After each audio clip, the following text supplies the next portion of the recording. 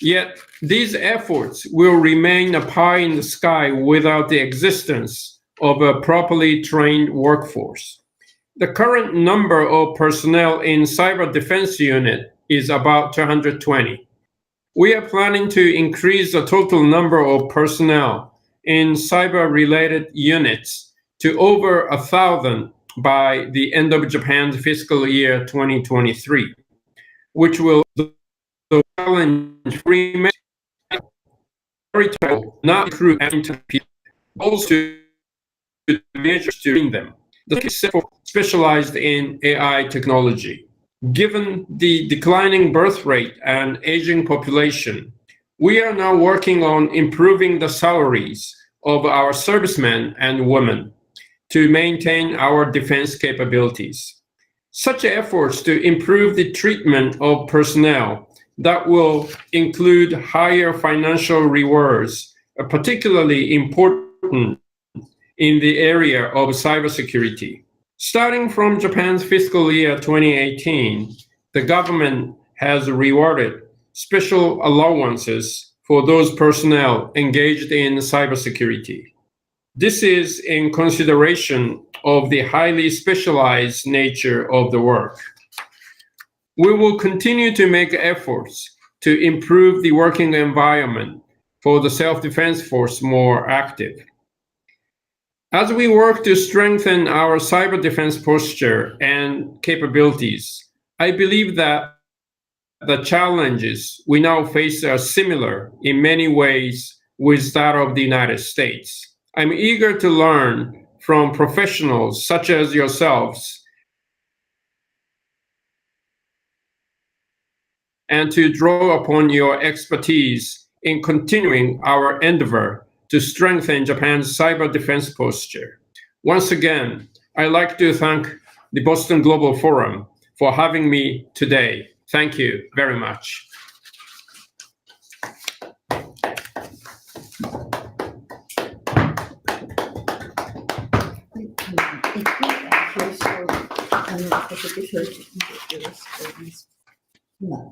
Awesome. ありがとうございました。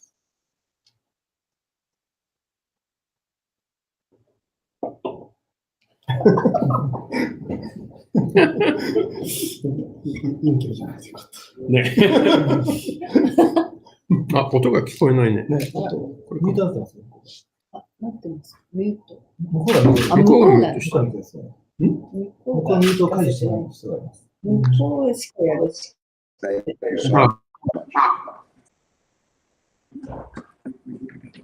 Want me to read this? Well, certificate of appreciation for the AI World Society for a distinguished lecture by Minister of Defense from the Boston Global Forum, and I'm really honored to present it to you. Appreciate it very much. Stay very close attention. Thank you.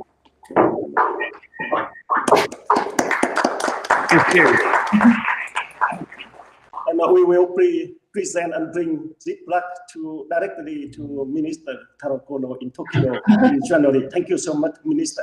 Thank you very much.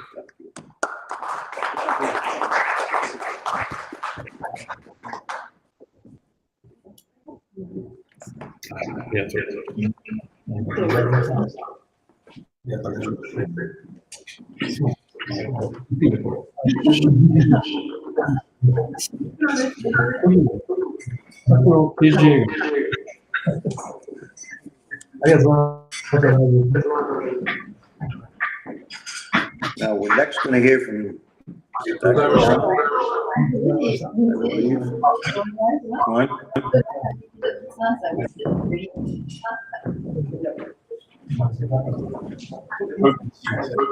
Okay.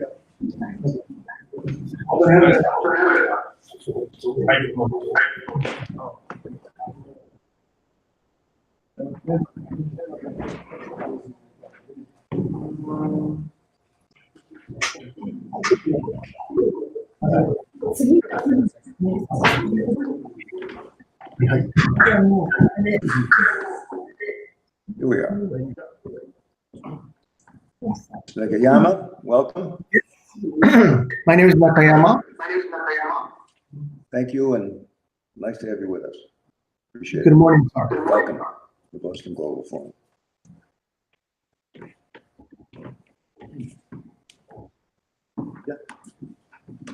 Please talk. Oh, okay, sorry. Yeah. Hello, good morning. My name is Nakayama, and it's very great to attend here and give me an invitation for this conference. And thank you very much, Professor Thompson and Governor Chris. And thank you very much. Part of Minister already told lots of what we need in the future. I need to say what we need for the society about the cyber issue, especially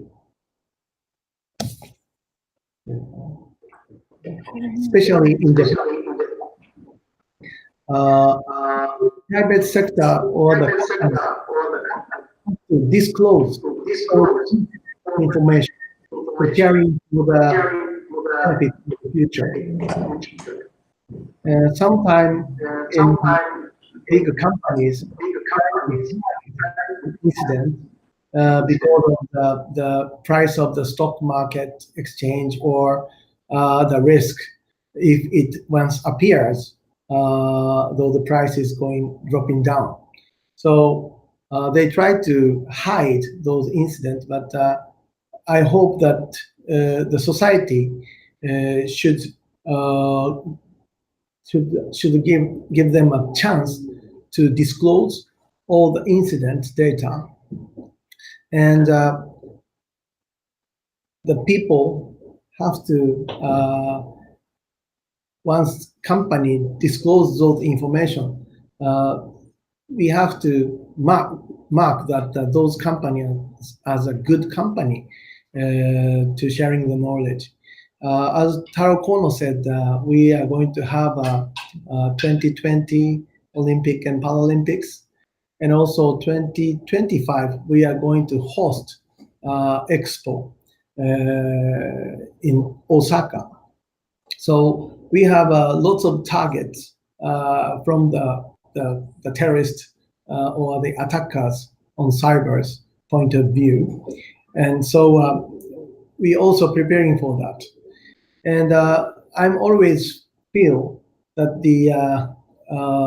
there is a Cold War in the cyberspace.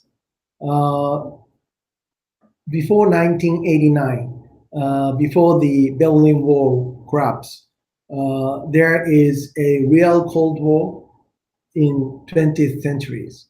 But 21st century, the Cold War transferred into the new warfare field, which is cyberspace. Russia and China, they are trying to control the cyberspace as a former communist or socialist countries. They would like to grab all the information, even the personnel or the private sector companies, or all the the tax or something private details. And we, the Western world, is try to use the cyberspace as a tool to increasing the number of the economy or freedom. So this the big difference between the West or East new cyber warfare in the cyber field is we have to tackling on those fields, and also the morals. If we going to combine cyber and also the artificial intelligence, this make lots of worries and also the bright future. And what we need is it's a very difficult to, but we have to make rules for the those new techniques, especially like laws automatically killing weapons towards human, especially those kind of machine techniques. We have to care about. And last thing I'd like to say, the people always try to use fake informations to manipulate people's mind always. So to how to protect our philosophical mind anti fake news is there's only one solution called common sense. If you don't have a common sense, you always manipulate something. So education, what is the right, what is the wrong, it's a basic thing, but I think it's really important towards those new high-tech future to educate the next generations. So thank you very much, and sayonara.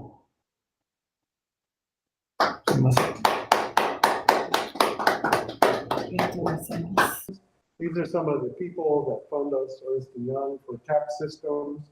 We're working with a little bank there in the American Development Bank. AFC is the French research organization that's funding us to set up national systems in Senegal and Colombia. IBM MasterCard is using our techniques for secure digital identity in Africa. We just spun up, they spun up our ideas for a national identity system in Kenya. Intuit, how many of you use TurboTax or any of those sorts of things? Okay, so your tax return is on a blockchain, and that's to be able to make sure that there's no screwing around with it. That's something that we help them develop. And there's a number of other sort of countries that are part of this. Anyway, so this is me wearing the tie. Doesn't happen often. You guys are going to get tired of my joke because you've heard me too often. But this is when the European Union president invited me to lecture all of the ministers of the single digital market, so all 27/28 of them, on how to structure their national systems for greater security and for greater compliance with things like data localization and privacy. Right? And it's really pretty simple. And the key thing is that there is, all of this is like computer speak. Don't move data around. Leave data where it's collected. What people try to do, sort of a natural thing, is create data lakes.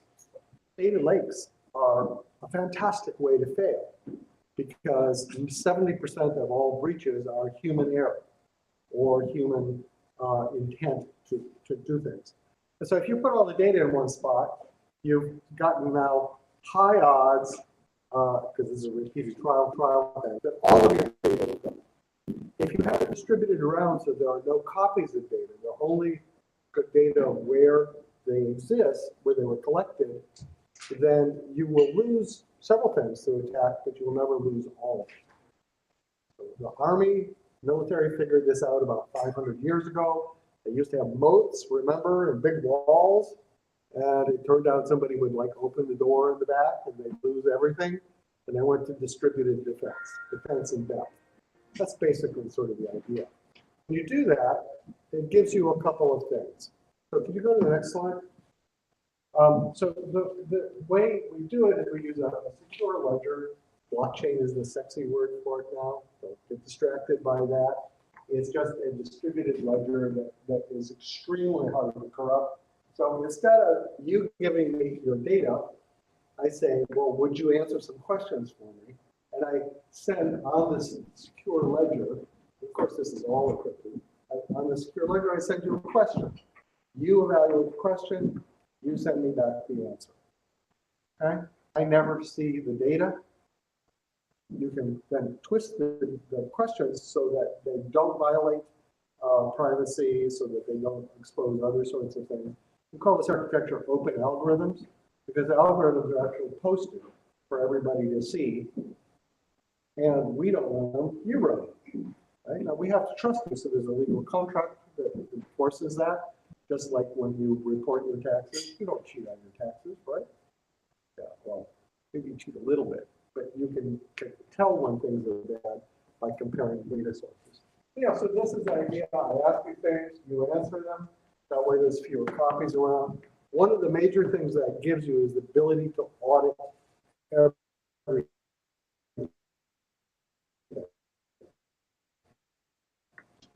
Today, with data lakes, we don't know where data goes. You put data out there, goes God knows where. And just as a parenthesis, data, AI, same thing.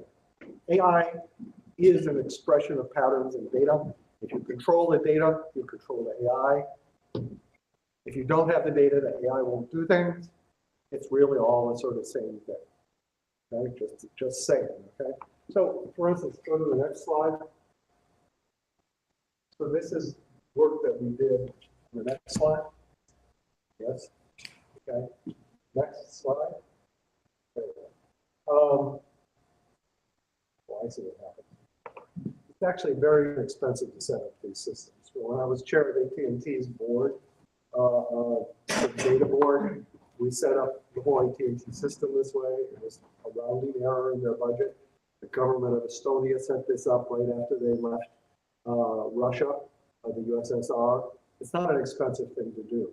It doesn't require redoing your data. It doesn't require loss of ownership of data or things like that.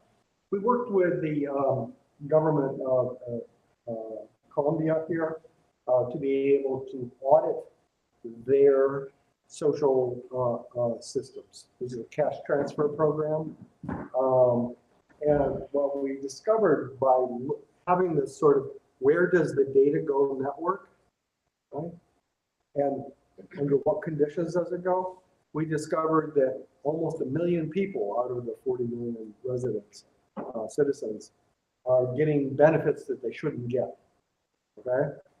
However, that's balanced by 1 million people who aren't getting benefits that they should get. So all they have to do is swap the two without causing a revolution. Because obviously moving the money from one group to another. So what they're doing now is they're putting in place the new rules that more correctly are fair to different ethnic groups. And as people enroll new, then they'll come under the new rules. The old ones, just let it go until things expire. So these are the sorts of things that you can do. You can also detect cyber attacks almost proactively. So one of the things that people haven't quite grokked is that the rise of Internet of Things, cell phones, little devices everywhere, means that the attack surface for cyber attacks is going up exponentially. So the big Target breach, where they lost a lot of data, happened from somebody who was repairing their refrigeration system, I think it was, and hacked into their point of sale system, and then from there propagated up. As things become more digital, you get this incredible network expansion of attack points. And this notion of leaving data where it is, only answering questions that are audited becomes increasingly important. So we've worked with MasterCard to be able to do this. We're sort of talking about, and I think it will happen, we'll probably announce it at Davos this year, MasterCard is going to proactively provide security systems for small businesses everywhere in the world for free. And the reason is that if you think about MasterCard's business, you can wipe out all those small businesses very easily because they're not sophisticated. They're not big and they don't have staff and stuff like that to protect themselves. Those businesses get wiped out, MasterCard goes away. So this is risk management for them.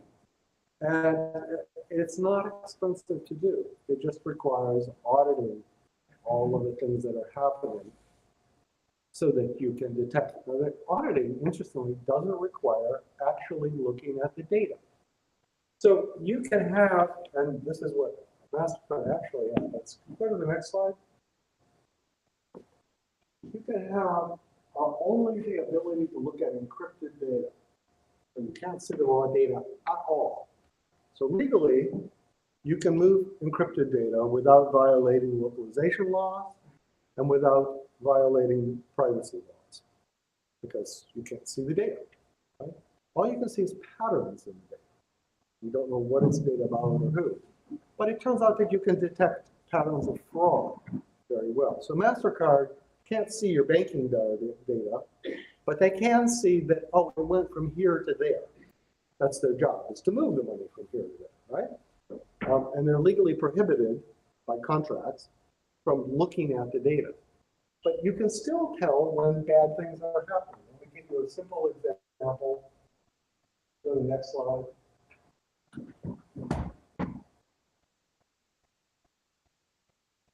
Next slide. It's not the end of it.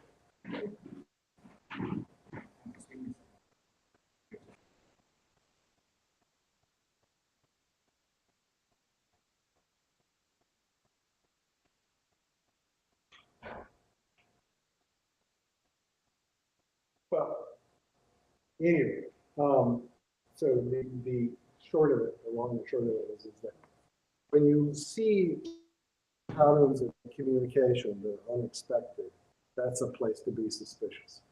You don't actually have to see the data. If I see that you do, every time you do something, she does something, you two are probably working together. And if it turns out you're a crook, she's probably a crook too. And you can use this very powerfully. Let's not worry about the slides. You're just going to distract people. So actually, several different organizations are using this. Military organizations. Tends to be small nations that adopt this stuff first. For instance, I can tell you a little bit about Singapore, which is Singapore believes that within the next 3 years, they're going to be massively attacked with security fraud. And the security fraud will all be encrypted. It'll be cryptocurrencies of various sorts. And they have to be able to look for illegal cash transfers, for fraudulent things of all sorts.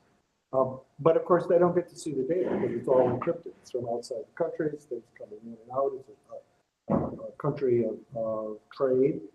And so what we've developed is techniques for analyzing these encrypted streams of data, these encrypted cash transfers, other sorts of transfers, to be able to detect patterns of fraud.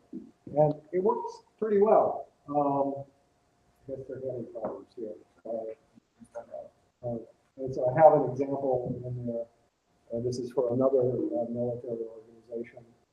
I'm not supposed to tell you who, where we were able to achieve 5 nines accuracy of detecting terrorist groups without being able to look at the data. Just looking at the patterns of encrypted data that were happening.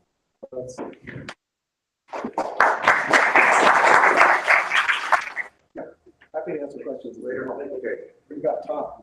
Oh, there's the thing. Yeah, so they, this gave us training samples of terrorist website, Twitter accounts that they had found by hand extensively. And they held back 74. And what the task was is for us to look at all the Twitter accounts in the world, hundreds of millions, and figure out which ones were members of the same group. And of course, they hide this in all sorts of terrorist groups.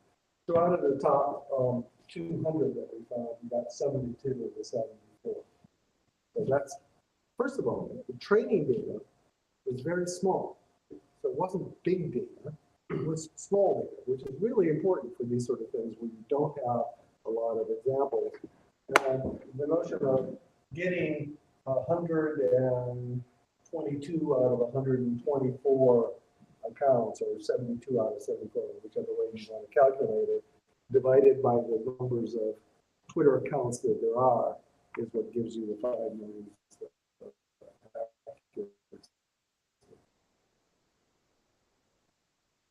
But it's basically just what I said. You're looking for power coincidental. Sir. Sandy, how sensitive is the metadata using analog that identifies those terrorist networks and also identify people who are trying to protest against some unjust government action or Yep. You're right. So this is one of these things where, it's for me and fire. You can find the guys, but also find the guys. So that points to sensitivity of data, and you have to pull that as well.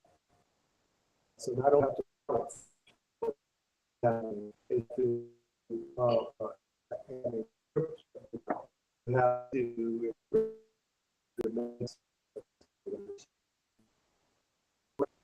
it's going to be all encrypted, which means most of the techniques that people use to detect these things work.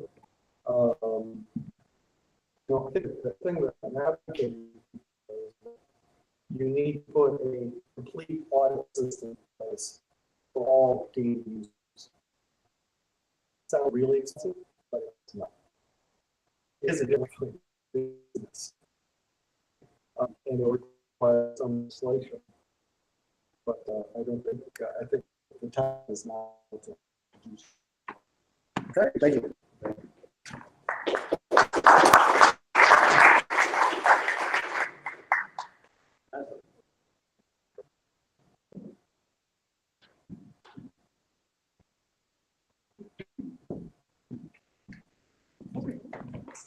I'm Leslie Shukri, Professor of Political Science at MIT, and I had the new research program on that we call Cyber IR at MIT.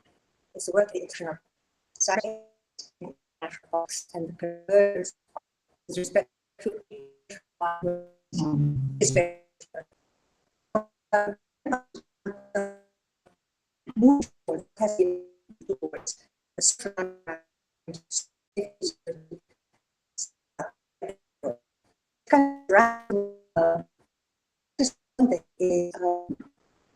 fraught with issues that we have to deal with sooner or later, and sooner is probably better than later.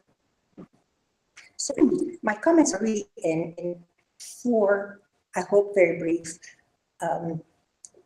The first is to remind you of some of the advances, and you're very familiar with all these, of AI that alter, that change our conventional way of managing society and managing law and order. It's the alteration that is relevant here. Second point is to share with you stuff that you already know, but I'd like to highlight its implications, sealing out some of the opaque features of AI. And the third is to highlight trade-offs, focus on some of the trade-offs and decision trade-offs that have to be made on the technology side and on the policy side that are relevant to the social contract. And then I'll end up my fourth point with suggesting some core anchors or core principles for the next steps. And all of this is early thinking, but I think that it's based on the work that has been done in this group for a couple of years now, something like that. So let me start with advances that in AI that call for some response. And I'm not going to say regulatory, but I will say some response in terms of social response. We know that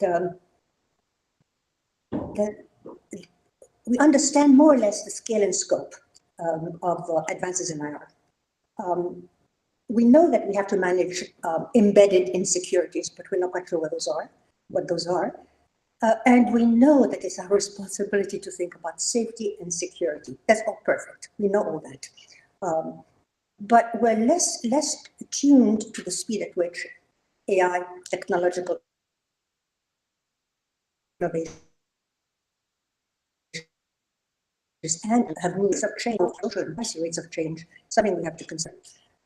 We have to remember that we are at the beginning of a world of mind-machine convergence with biological drivers for both mind and for body. So it's a big mess that we have to sort out, and we do them different depending on what our inclinations are.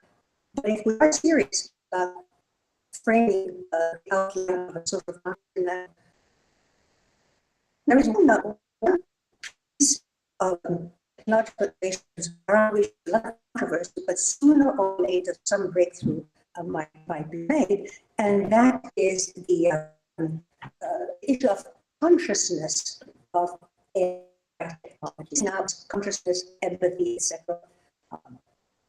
Another technology that's coming as an issue not too far from here, and here from now. We're also at the frontier of biological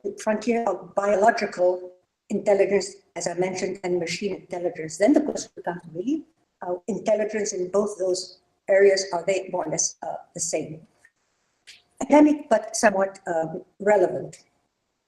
The point of all this is that these changes are making possible new forms and new sources of design space. And the design space that we want to think about is social contract, the policy context. I'd like to say social contract because it's a consensus notion. It's not hierarchical regulatory. If it becomes effective, if it works out, then it can be incorporated in legal frames nationally and internationally. Now, let me move to some of the dilemmas we have, and I'll call them trade-offs. In the best of all possible world, we would want everything. But at that point, there are at least trade-offs between the intersection of AI and first is between explicability. Don't quite understand the process. Trade-off in efficacy and equality. The growth and between use and safety. This is a very between in the context of, so the dilemma of the social contract, why, who, and how. Of course, can even introduce notions of control, management, and the like. So